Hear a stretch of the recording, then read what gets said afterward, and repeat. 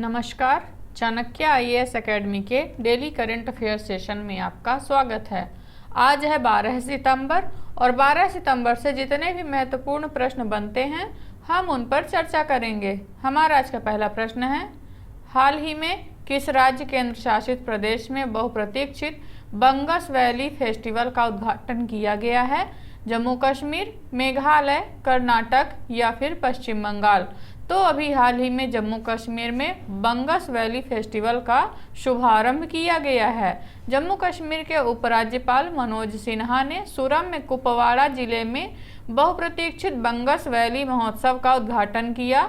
महोत्सव का प्राथमिक उद्देश्य बंगस घाटी के भीतर प्रयुक्त ग्रामीण और साहसिक पर्यटन के अवसरों पर प्रकाश डालना है।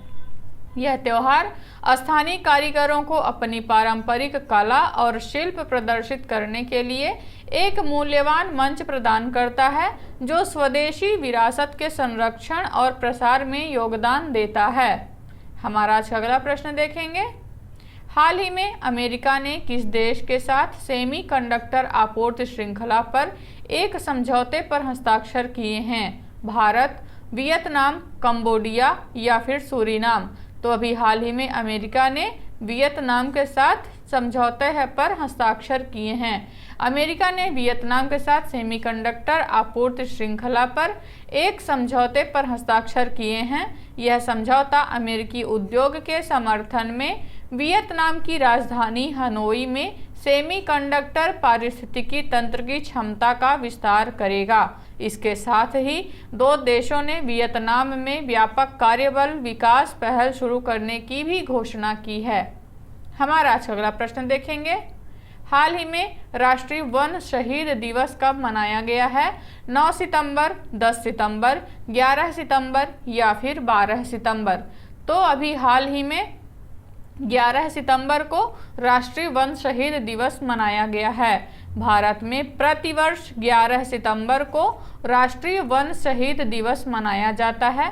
2013 में पर्यावरण, वन और जलवायु परिवर्तन मंत्रालय ने विशेष रूप से राष्ट्रीय वन शहीद दिवस की स्थापना के लिए इस तिथि को चुना था, क्योंकि 1730 में खेजड़ली नरसंहार हुआ था, जब विश्नोई समुदाय ने पेड़ों की कटाई का विरोध किया और प्रकृति की रक्षा में अपना जीवन त्याग दिया था। राष्ट्रीय वन शहीद दिवस का मुख्य उद्देश्य भारत में प्रकृति की रक्षा के प्रयासों में अपनी जान देने वालों को श्रद्धांजलि देना है। और 2023 राष्ट्रीय वन शहीद दिवस का विषय रहा है वन और स्वास्थ्य। हमारा अगला प्रश्न देखेंगे, हाल ही में भारतीय तटरक्षक बल ने कहां पर हुई एशियाई तटरक्षक एजेंसी के 19वें बैठक में भाग लिया है? तुर्की, अबू धाबी, रूस या फिर इनमें से कोई नहीं? तो अभी हाल ही में भारतीय तटरक्षक बल ने तुर्की में हुई एशियाई तटरक्षक एजेंसी के 19वीं बैठक में भाग लिया है। भारतीय तटरक्षक बल ने इस्तांबुल, तुर्की में एशियाई तटरक्षक एजेंसियों के प्रमुखों की बैठक की 19वीं बैठक में भाग लिया। इसका उद्देश्य समान समुद्री मुद्दों के प्रति समन्वित प्रतिक्रिया और तालमेल के लिए एक केंद्रित और लक्ष्य उन्मुख दृष्टिकोण को सक्षम करना है एवं समुद्री कानून प्रवर्तन, समुद्र में जीवन की सुरक्षा, समुद्री पर्यावरण संरक्षण, दवाओं, हथियारों और समुद्र में मनुष्यों की अवैध तस्करी आदि सहित महत्वपूर्ण मुद्दों पर चर्चा करना है।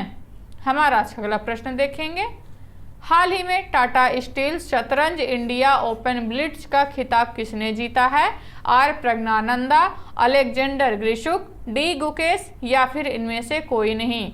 तो अभी हाल ही में अलेक्जेंडर ग्रिशुक ने टाटा स्टील शतरंज इंडिया ओपन ब्लिट्ज का खिताब अपने नाम किया है। विश्व चैंपियन अलेक्जेंडर ग्रिशुक ने सर्वोच्च प्रदर्शन करते हुए कोलकाता में टाटा स्टील शतरंज इंडिया 2023 का ओपन ब्लिट्ज खिताब जीता है। विश्व कप उपविजेता आर प्रज्ञानंदा समग्र रूप से तीसरे स्थान पर रहने के साथ सर्वश्रेष्ठ भारतीय रहे हैं। एरिगैसी 10.5 अंकों के साथ कुल मिलाकर चौथे स्थान पर रहकर दूसरे सर्वश्रेष्ठ भारतीय रहे हैं।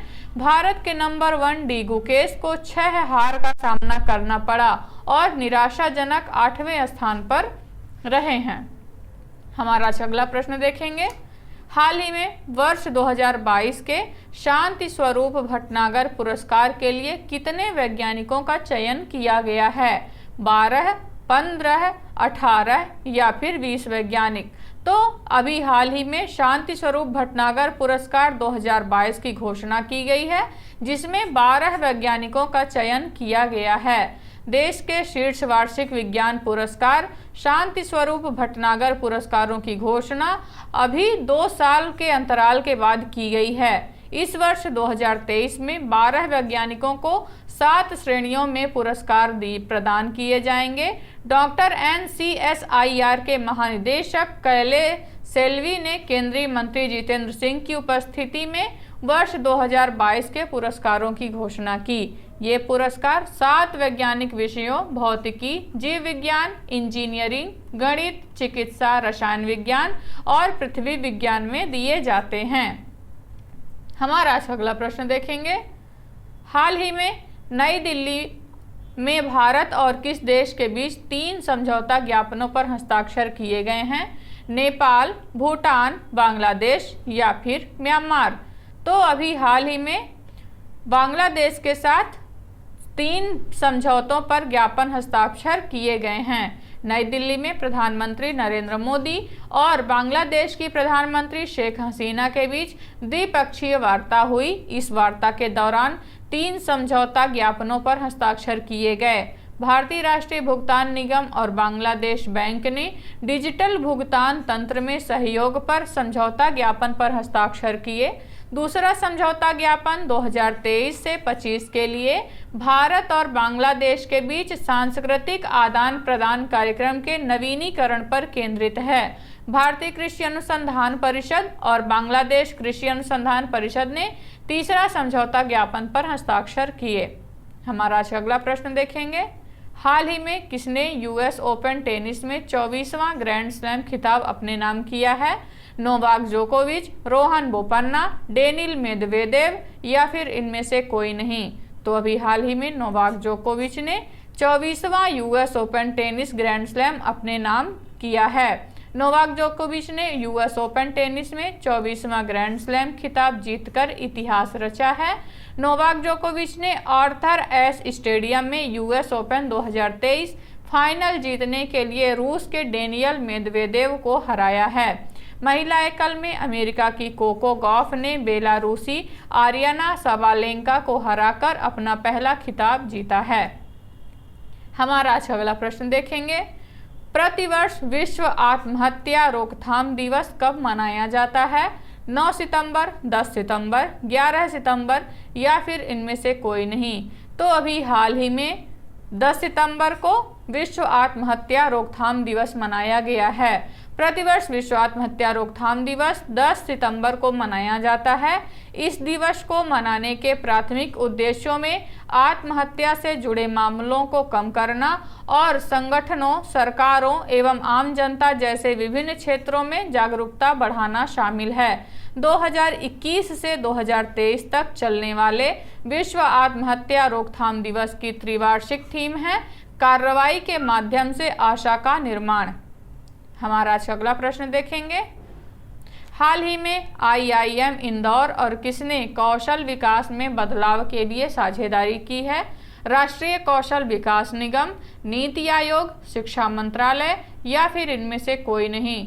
तो अभी हाल ही में IIM इंदौर और राष्ट्रीय कौशल विकास निगम ने एक साझेदारी की है। IIM इंदौर ने राष्ट्रीय कौशल विकास निगम के साथ एक महत्वपूर्ण साझेदारी की है, जिसका उद्देश्य इन महत्वपूर्ण क्षेत्रों में उत्कृष्टता और नवीनता को बढ़ावा देना है। वंचित क्षेत्रों, समुदायों, व्यक्तियों और MSME को पेशेवर सहायता प्रदान करना, जिससे बाजार की सफलता के लिए एक कुशल पारिस्थितिकी तंत्र का पोषण हो सके। IIM इंदौर का दृष्टिकोण पूरे देश में परिवारों और घरों के लिए आजीविका के अवसरों और आय के स्तर को ऊपर उठाना है। तो ये रहे आज के हमारे कुछ महत्वपूर्ण प्रश्न। आशा करते हैं चाणक्य IAS अकेडमी द्वारा चलाया जा रहा करंट अफेयर सेशन आपको पसंद आ रहा होगा। हमारे ऐसे और भी कंटेंट से जुड़ने के लिए चैनल को सब्सक्राइब करें और बेल आइकन दबाना ना भूलें। धन्यवाद।